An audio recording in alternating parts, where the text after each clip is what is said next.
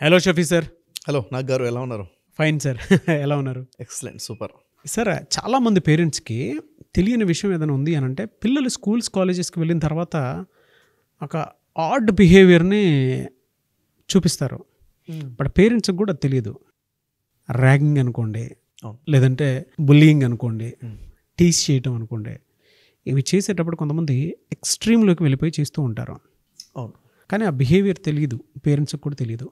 ఇలాంటి క్యారెక్టరిస్టిక్స్ ఉండేటువంటి వాళ్ళ వల్ల వచ్చేటువంటి థ్రెట్ ఏంటి, అంటే ఎలాంటి భయాందోళనలు వీళ్ళు క్రియేట్ చేస్తూ ఉంటారు, వీళ్ళ క్యారెక్టరిస్టిక్స్ అండ్ ట్రేట్స్ ఏంటి, అసలు ఎలా ఉంటారు వీళ్ళు?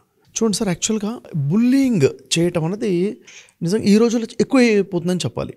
అంటే ఒక ఏజ్ గ్రూప్ అని కాదు, ఆల్ ఏజ్ గ్రూప్స్లో ఉన్నప్పుడు కానీ యూత్లో, టీనేజ్లో, ఇంకా స్కూల్ గోయింగ్ పిల్లల్లో ఎక్కువ పెరిగిపోతుంది, ఈ బిహేవియర్ పెరిగిపోతుంది. అసలు ఈ బుల్లింగ్ అంటే ఏంటి, దీని గురించి ఒక అవగాహన ఉండాలి. ప్రతి పేరెంట్ ఏమనుకుంటా అంటే, నా కూతురు నా కొడుకు ఇలా కాదు, వెరీ గుడ్ అన్న ఆలోచనతోనే ఉంటారు. మరి ఎవరైతే ఈ బుల్లింగ్ చేస్తున్నారో వాళ్ళు ఎవరికో పిల్లలే కదా, అవునా కదా? అంటే దీని నుంచి ఒక అవగాహన రావటం వల్ల ఇలా జరగకుండా తమ పిల్లల్ని కాపాడుకునే అవకాశం అయితే ఉంటుంది. అసలు ఏంటి బుల్లింగ్ అంటే ఏంటి, ర్యాగింగ్ అంటే ఏంటంటే, ఏదైనా ఒక దురుద్దేశంతో ఎదుటి వ్యక్తిని హింసించడం, బాధ పెట్టడం, హెరాస్ చేయడం, బెదిరించడం, తనకు కావాల్సినటువంటి ఆనందాన్ని పొందడమా, లేక తమకు కావాల్సిన పనులు చేయించుకోవడమా, దీన్ని బుల్లింగ్ అంటాం. ఇది రకరకాలుగా ఉంటుంది నాగరాజు గారు. అంటే ఇలాగే అని చెప్పలేము, రకరకాలుగా ఆ బుల్లింగ్ ఉంటుంది. ఉదాహరణ చూసుకుంటే వర్బల్ బుల్లింగ్ ఉంటుంది, మాటలతో హింసించడం ఒకటి ఉంటుంది. సోషల్ బుల్లింగ్, సామాజికంగా ఒక వ్యక్తిని ర్యాగింగ్ చేయడం, హింసించడం ఒకటి ఉంటుంది. ఇంకా ఫిజికల్ బుల్లింగ్ ఉంటుంది, ఈ అంటే శారీరకంగా ఒక మనిషిని వేధించడం, హెరాస్మెంట్, అది ఎలా ఉంటుందన్నది అది కూడా చూడాలి మనం. ఇంకా చెప్పాలంటే ఒక మనిషిని సైబర్ బుల్లింగ్, ఈరోజు సోషల్ మీడియా, డిజిటల్ ప్లాట్ఫామ్స్ వచ్చేసాయి, ప్రతి ఒక్కళ్ళు అవేర్ అయిపోయారు, పిల్లలందరూ కూడా దాంట్లో ఏ విధంగా హింసిస్తున్నారు అన్నది. ఇంకా సెక్సువల్ బుల్లింగ్, ఇవన్నీ చూసుకుంటే ఒక 5-6 రకాలుగా, ఇవే కదా ఇంకా రకరకాల ఇన్నోవేటివ్ అయిపోతుంది. దీంట్లో మంచిలో ఎంత అయితే మనిషి డెవలప్ అవుతున్నాడో, చెడులు అంతగానే ఎక్కువ డెవలప్ అవుతున్నాడు నిజంగా చెప్పాలంటే. అసలు ఇవేంటివి, అది ఎలా చేస్తారు? ఎందుకంటే ఈ అవేర్నెస్ పేరెంట్స్ కావాలి. ఎప్పుడైతే తెలుస్తుందో తమ పిల్లల్ని కాపాడుకోవచ్చు కూడా.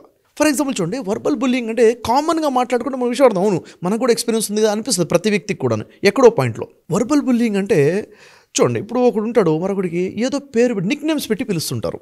ఎలాంటి ఆ పేరుతో పిలుస్తున్నప్పుడు వల్ల వాడు హర్ట్ అవుతుంటాడు, వాడికి ఒక హెరాస్మెంట్ అవుతుంటుంది, వాడు బాధపడుతూ ఉంటాడు. అయినప్పటికీ ఎప్పుడైతే వాడు బాధపడుతున్న విషయం వీడికి తెలుస్తుందో ఇంకా దాన్ని ఓవర్ చేస్తుంటాడు, మాటిమాటికి ఆ పేరు పెట్టి పిలవడం, ఒకని స్టూపిడ్ అనడమో, లేకపోతే మంకీ అని పిలవడమో, అంటే ఏ పేరుతో అయితే నిక్ నేమ్తో పిలిస్తే వాడు ఇబ్బంది పడతాడో ఆ విధంగా పేర్లు పెట్టడం అనమాట. కొంతమందికి అలవాటు ఉంటుంది, ఒక్కొక్కరికి ఒక్కొక్క పేరు పెట్టేస్తూ ఉంటారు, ఆ పేరుతో పిలుస్తుంటారు అనమాట. ఇది చూస్తే చాలా సింపుల్గానే అనిపిస్తుంది, కానీ ఎవరినైతే పిలుస్తున్నారో వాడు ఎంత బాధపడుతున్నాడు, వాడికి ఇష్టం లేదు కదా. 10 మందిలో పిలుస్తున్నప్పుడు ఒక హెరాస్మెంట్ అనిపిస్తూ ఉంటుంది అనమాట.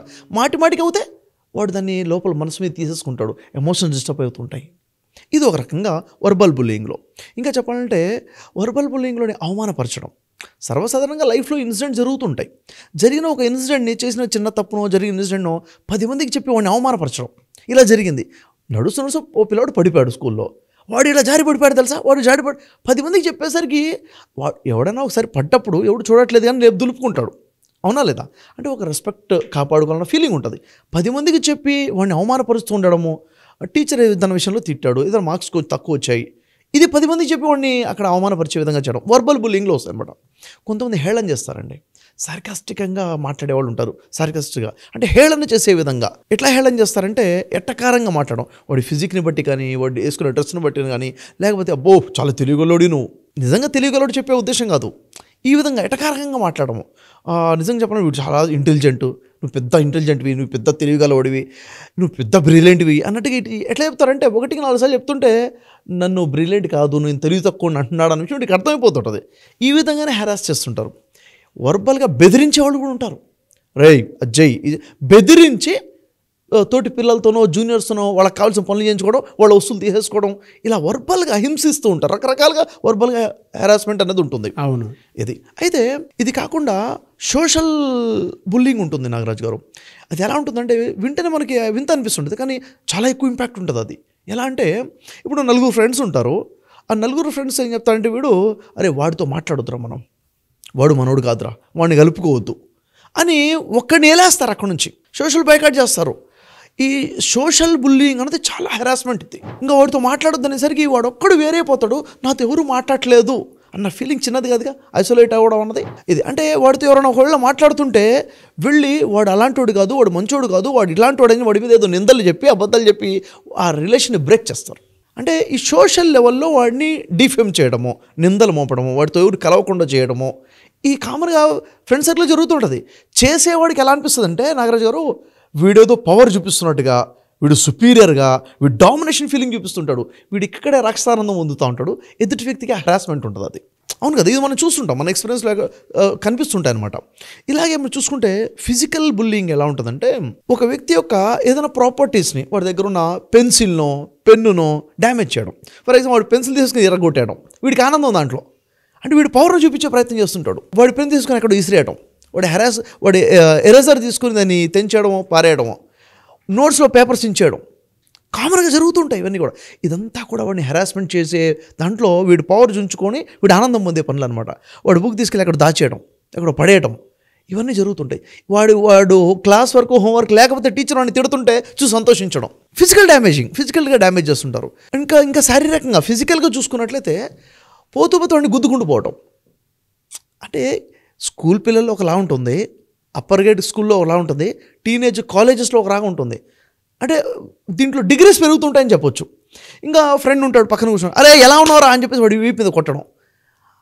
కొట్టింది ఫ్రెండ్లీగానే, శత్రుత్వంలో కొట్టలేదు, కానీ వాడికి దెబ్బ తగిలి వాడు తిరిగి కొట్టేవాడు కాదు, వీడు సీనియర్ అయి ఉంటాడు. అంటే ఈ కొట్టడము, లేకపోతే నెట్టేయడము, గుద్దుకుంటూ పోవడము, ఇవన్నీ ఫిజికల్ హెరాస్మెంట్స్ అనమాట. తిరిగి వాడు ఏం అనలేడు, వీడు డామినేషన్ చూపిస్తూ ఉంటాడనమాట. ఇక్కడ ఇవన్నీ జరుగుతుంటాయి. ఈ రోజుల్లో మన డిజిటల్ ప్లాట్ఫామ్ వచ్చింది నాగరాజు గారు. దీంట్లో ఏమవుతుందంటే ఫోన్స్ యూసేజ్ ప్రతి ఒక్కడికి వచ్చేసింది. ఏజ్ని బట్టి ఇంకా సంబంధమే లేకుండా అయిపోయింది. ఏజ్ని బట్టి వీడికి రాదని ఏం లేదు. ఒక వ్యక్తికి సంబంధించిన ఏదైనా పర్సనల్ ఇన్ఫర్మేషన్ ఉందనుకోండి, ఒక కాన్ఫిడెన్షియల్ ఇన్ఫర్మేషన్ ఏదైనా ఉంది, అది కనుక వీడికి ట్రాక్ అవుతే, అది కనుక వీడికి దొరికితే ఇంక వాడు బుక్ అయిపోయినట్టే. దాన్ని నేను ఎక్స్పోజ్ చేస్తా అని చెప్పేసి వాళ్ళకి నానా ఇబ్బందులు పెట్టడం. ఇంకా ఏంటంటే అసలు మీరున్నారు, మీ పేరు మీద నేను ఐడి క్రియేట్ చేస్తాను, ఫేక్ ఐడి అని ఉంటుంది, అది మీ పేరు మీద నా ఐడి, దాంట్లో ఎలాంటి చేస్తారంటే మిమ్మల్ని కంప్లీట్ డిఫైమ్ చేస్తుంది దీంట్లో. లేకపోతే నేనే కొత్త పేరుతో ఐడి క్రియేట్ చేసుకొని మిమ్మల్ని బ్యాడ్గా కామెంట్ చేసి మిమ్మల్ని డిఫైమ్ చేస్తుంటా. ఇదంతా కూడా బుల్లింగ్లో భాగాలు, రకరకాల సైడిజం అని చెప్పాలి నిజంగా చెప్పాలంటే. దీంట్లో సెక్సువల్ బుల్లింగ్ ఉంది, అశ్లీలంగా ఒక మనిషిని హింసించడం, వాడి యొక్క బాడీ పార్ట్స్ని వర్ణించుకుంటూ వాడిని అంటే ఎట్లా కామెంట్ చేస్తారంటే అది వింటుంటేనే లోపల చచ్చిపోతాడు అసలు, అమ్మాయి అయినా అబ్బాయి అయినా కానీ వాడిని సెక్సువల్ అంటే మాటలతో, అశ్లీల మాటలు, బూతు మాటలు మాట్లాడటం అనమాట. లేకపోతే వాళ్ళకి కామెంట్స్ చేయడము, ఈ ఫొటోస్ పంపించడము, ఎంఎంఎస్లు వీడియోస్ పంపించడము, వీటి ద్వారా కూడా హెరాస్ చేయడం. ఇది స్థాయి దాటితే ఎలా ఉంటుందండి నాగరాజు గారు? ఒక సీన్ చెప్తాను నేను మీకు, అసలు ఎలా ఉంటుంది. ఇది కొంచెం ముదిరింది అనుకోండి, ముదిరితే ఎలా ఉంటుంది? క్లాస్లో ఒక అమ్మాయి చదువుతుంది, స్టూడెంట్, క్లాస్ టాపర్ అమ్మ. అయితే ఆ అమ్మాయిని క్లాస్లో ఒక అబ్బాయి చూసి నవ్వడము, ఆ తర్వాత అట్రాక్ట్ చేయడము, ఈమెకు కూడా మంచిగా అనిపించే విధంగా చేయడము, మాట కలపడము, ఆ తర్వాత మాట్లాడుకోవడము, నువ్వంటే నాకు ఇష్టం అని చెప్పడము, నిన్ను ప్రేమిస్తా అని చెప్పడము, ఇదంతా జరుగుతున్నాయి స్టెప్ బై స్టెప్గా. జరుగుతున్న తర్వాత ఒక నమ్మకం రావడము, కలిసి వెళ్ళి కాఫీ తాగడము, బేకరీకి వెళ్ళి స్నాక్స్ తినటము, ఆ తర్వాత నా రూమ్కి రామని పిలవడం ఆ అబ్బాయి, ఈ మా ఫ్రెండ్షిప్లో రూమ్కి వెళ్ళిపోవడము, 1-2 సార్లు తర్వాత ఫిజికల్గా వాళ్ళు రిలేషన్ మెయింటైన్ చేయడము జరిగిన తర్వాత అమ్మాయికి తెలియకుండా వాడు వీడియో రికార్డింగ్ చేస్తాడు. ఒక 4 రోజుల తర్వాత ఆ వీడియో అమ్మాయికి చూపించేసరికి అమ్మాయి భయపడిపోద్ది. ఏం జరిగింది, ఇది ఎప్పుడు చేసావు, ఇది డిలీట్ చేయి, తొందరగా డిలీట్ చేయి. వెంటనే ఒక ఫ్రస్ట్రేట్ అయిపోతుంటుంది, ఆందోళన వచ్చేస్తుంటుంది, టెన్షన్లోకి వస్తుంది. అలే అని చెప్పేసి కూల్ చేసి, ఇది డిలీట్ చేసేది కాదు కానీ మళ్ళీ నెక్స్ట్ వీక్ సండే మనం కలుద్దాం, రూమ్కి రా. నేను రాను, మొన్న వచ్చే తప్పు చేసి ఇంకా రాను. నేను తప్పు చేసిన విషయం రియలైజ్ అయి ఉంటుంది. ఈ వీడియో చూడంగానే మోసపోతున్నా అన్న భయం వచ్చి ఉంటుంది. ఆ తర్వాత చూడండి సిచ్యువేషన్ చూడ ఎలా ఉంటుందో. నెక్స్ట్ వీక్ మళ్ళీ రా, వస్తే నేను అప్పుడు డిలీట్ చేస్తాను. ఇంకా ఏం చేయాలో అర్థం కాదు. ఈ వీడియో బయటకు వస్తే అసలు ఎలా బతకాలి, అమ్మ నాన్న తెలిస్తే, సమాజంలో తెలిస్తే నా జీవితం అయిపోతుంది అన్న ఇక్కడ నుంచి ఇంక స్టార్ట్ అయిపోయింది, హెరాస్మెంట్ స్టార్ట్ అయిపోయింది. నెక్స్ట్ వీక్ సండే రావాలి, లేకపోతే ఇది నేను వైరల్ చేసేస్తాను. నెక్స్ట్ సండే అమ్మాయి వీడు రూమ్కి వెళ్ళేసరికి వాడొక్కడాడు, వాడి ఫ్రెండ్స్ కూడా 2 ఉన్నారు. చూడండి ఎంత టార్చర్ మొదలయ్యేదో. అక్కడి నుంచి నువ్వు కనుక ఈ ఒక్కసారి మాతో లేకపోతే నిన్ను కంప్లీట్గా బ్లాస్ట్ చేస్తాము, కంప్లీట్గా నిన్ను వైరల్ చేసేస్తాము, నేను ఇంకా నువ్వు బతకడానికి కూడా నువ్వు ఫేస్ చూసుకునే లేదని చెప్పేసి మళ్ళీ అక్కడ బ్లాక్మెయిల్ చేసి దాన్ని అమ్మాయికి తెలియకుండా మళ్ళీ షూట్ చేసుకొని ఆ తర్వాత అది చూసి సరే ఇప్పుడు మేము తీసేస్తున్నాము, ఇంక ఇది వీడియో ఉండదు, ₹1,00,000 నాకు కావాలి. ₹1,00,000 నువ్వు ఎట్లా అరేంజ్ చేస్తావు? ₹1,00,000 అరేంజ్ చేయి, ₹1,00,000 ఇచ్చేసి దీన్ని డిలీట్ చేసేసుకో. అమ్మాయి ఏం చేస్తా చెప్పండి నాగరాజు? ఆ సిచ్యువేషన్లో ఒక అమ్మాయి ఉంది, ఏం చేస్తా చెప్పండి? వెళ్ళి ఎవరికి చెప్పుకోలేదు, నేను ఇలా చేశానని ఒప్పుకోలేదు, ఇలా జరుగుతుందని చెప్పుకోలేదు, ₹1,00,000 ఎక్కడి నుంచో తెచ్చుకోవాలి అర్థం కాదు, ఏమి తెలియని పరిస్థితుల్లో ఆ అమ్మాయి ముందు ఏం మిగిలి ఉంటుంది చెప్పండి? అమ్మాయి కొంచెం ధైర్యం లేకపోతే సిచ్యువేషన్ ఏముంటుంది? సూసైడ్ చేసుకునే సిచ్యువేషన్స్ కూడా వచ్చేస్తాయి ఇలాంటి పరిస్థితుల్లో. అంటే ముదిరిపోతే, శాడిజం ఎక్కువైపోతే ఈ బుల్లింగ్లో మనిషి ఏమైపోతాడంటే వాడు ఏం చేస్తున్నాడో వాడు మర్చిపోతాడు. అవునా కదా?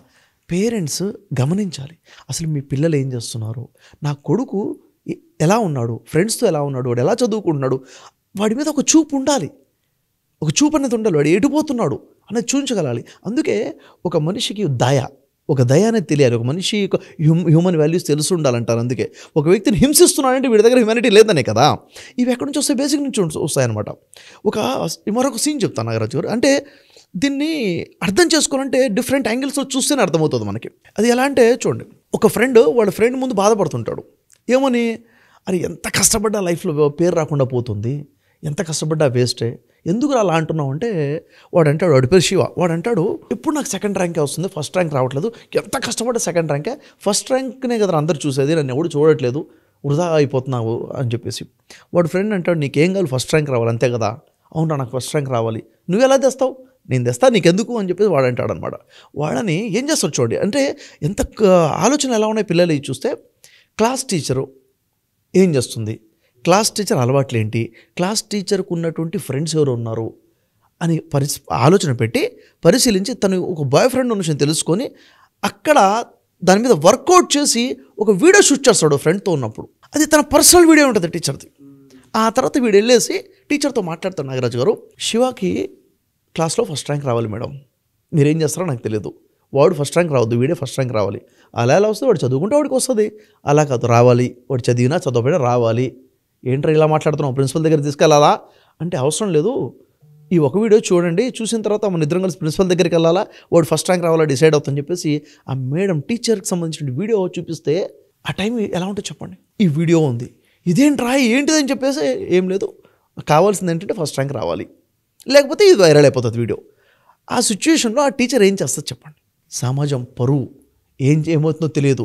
ఈ పరిస్థితుల్లో ఏం జరిగింది, ఆ టీచర్ ఏం చేస్తుంది, తప్పని పరిస్థితుల్లో ఇష్టం లేకపోయినా కానీ వీడికి మార్క్స్ వచ్చేసి ఫస్ట్ ర్యాంక్ వచ్చేస్తుంది. వీడు ఎక్స్పెరిమెంట్ సక్సెస్ అయిపోయింది కదా, రాక్షస ఆనందం పొందేశాడుగా, అనుకున్న జరిగిపోయింది కదా, అంటే వీడేదో పవర్ఫుల్ అన్న ఫీలింగ్ వచ్చింది, దాంట్లో ఒక ఎంజాయ్మెంట్ దొరికింది అక్కడ.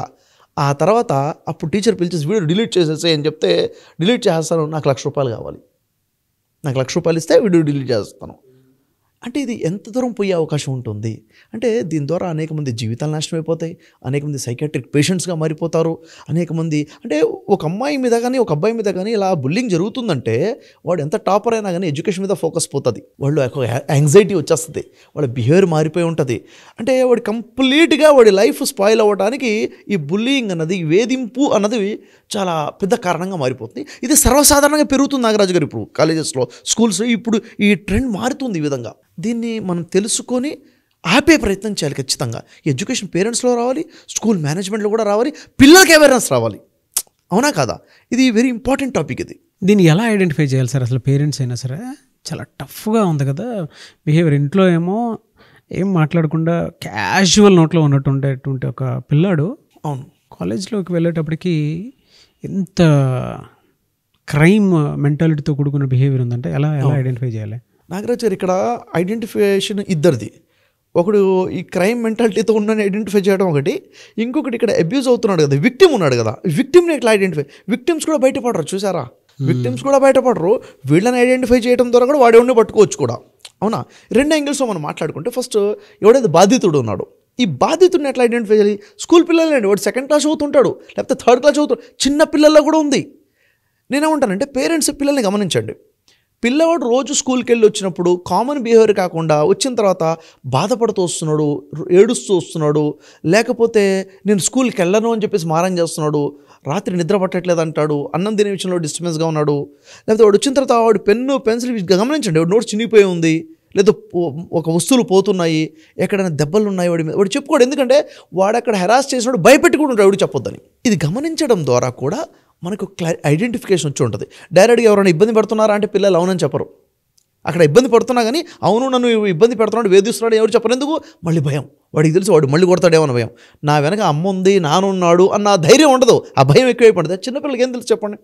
ఆ టైంలో ఏం చేయాలంటే పిల్లలకి ఎడ్యుకేట్ చేయాలి. ఇలా సిచ్యువేషన్ ఉంటే నీకు తెలుసారా కొన్ని స్కూల్స్లలో ఇలా జరుగుతుందంట, ఇలా కొంతమందిని ఇబ్బంది పెడుతున్నారంట, ఇలా చేస్తున్నారంట, దీన్ని ఈ విధంగా అంటారు ఇలా అని చెప్పేసి ఒక స్టోరీ లాగా చెప్పి, లేదా ఈ వీడియో చూపించాలి, ఈ వీడియో చూపించి కానీ, ఇప్పుడు మన వీడియో చూపించి కానీ ఇలా చూపించి ఇది చెప్పిన తర్వాత వాడికి మీ స్కూల్లో ఎవరైనా ఉన్నారా, ఎవరైనా ఇబ్బంది పెడుతున్నారా అని ఆ క్వశ్చన్ వీడి మీద తీసుకోకుండా అడగాలి.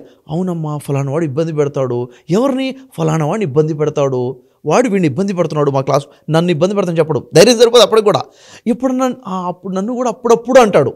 అంటే ఇది ఐడెంటిఫై చేయకపోతే ఏమవుతుందంటే నాగరాజు గారు, మీ పిల్లల కాన్ఫిడెన్స్ బ్రేక్ అయిపోతుంది, సెల్ఫ్ ఎస్టీమ్ పడిపోతుంది, వాళ్ళ ఎడ్యుకేషన్ దెబ్బతింటుంది, కాన్ఫిడెన్స్ పోతుంది, సైకలాజికల్ ప్రాబ్లమ్స్ కూడా వస్తాయి.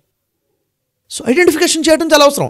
కొంతమంది పేరెంట్స్ని అవేర్నెస్ లేకపోతే ఏం చేస్తారు, అరే ఏంట్రా ఏడుస్తున్నావు, ఏంట్రా పడుకోరా, తినరా, స్కూల్కి ఎందుకు వెళ్ళవరా అని చెప్పేసి అక్కడ వేధింపులు వేరు, పేరెంట్స్ వేధింపులు వేరు. ఇంకా వాడు ఏమైపోతాడు చెప్పండి.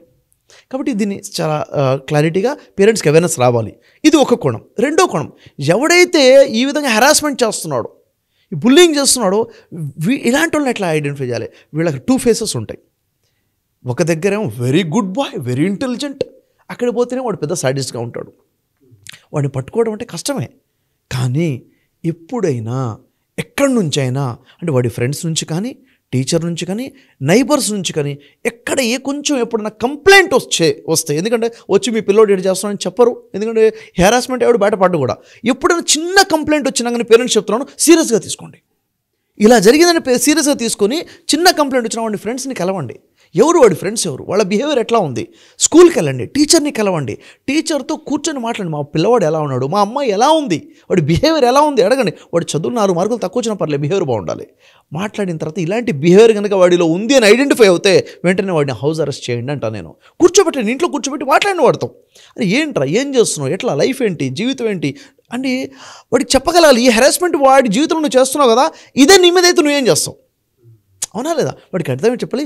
థెరపీస్ ద్వారా వాడిలో ఈ బిహేవియర్ లేకుండా చేయాలి నాగరాజు గారు.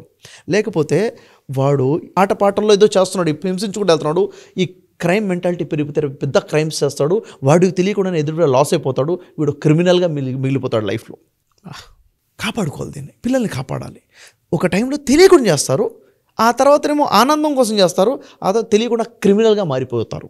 ఈ పరిస్థితిలో పిల్లలు ఉన్నప్పుడు డెఫినెట్గా మీ దగ్గర కౌన్సిలింగ్ కోసం అని చెప్పేసి వద్దాము అనుకునేటువంటి వాళ్ళు ఉంటారు. అంటే పేరెంట్స్ మొత్తం వీడియో చూసిన తర్వాత, లేదా టీచర్స్ అయినా సరే, మా పిల్లల్లో ఈ సైకిక్ మెంటాలిటీ ఉంది, బుల్లింగ్ ఎక్కువ అవుతుంది అనుకునేటువంటి వాళ్ళు ఉంటారు.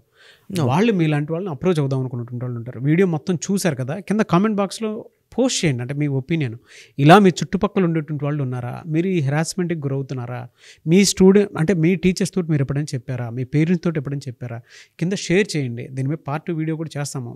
అంటే ఇలా ఉన్నప్పుడు ఎలా బయటపడాలి అనేటువంటి దానికి. సెకండ్ది ఏంటంటే, ఎవరన్నా పర్సనల్గా ఫీల్ అవుతూ ఉంటే టీచర్స్తో సహా చాలామంది మీరు కౌన్సిలింగ్కి రావచ్చు సార్. తప్పకుండా రావచ్చు అండి, ఎందుకంటే మనం వాళ్ళు సపోర్ట్ చేద్దాం. అంటే వాళ్ళు ఎవరికీ చెప్పుకోలేని స్థితిలో ఉంటారు కదా, ఫస్ట్ వాళ్ళు గైడెన్స్ కావాలి. ఆ గైడెన్స్ మనం ఇద్దాము.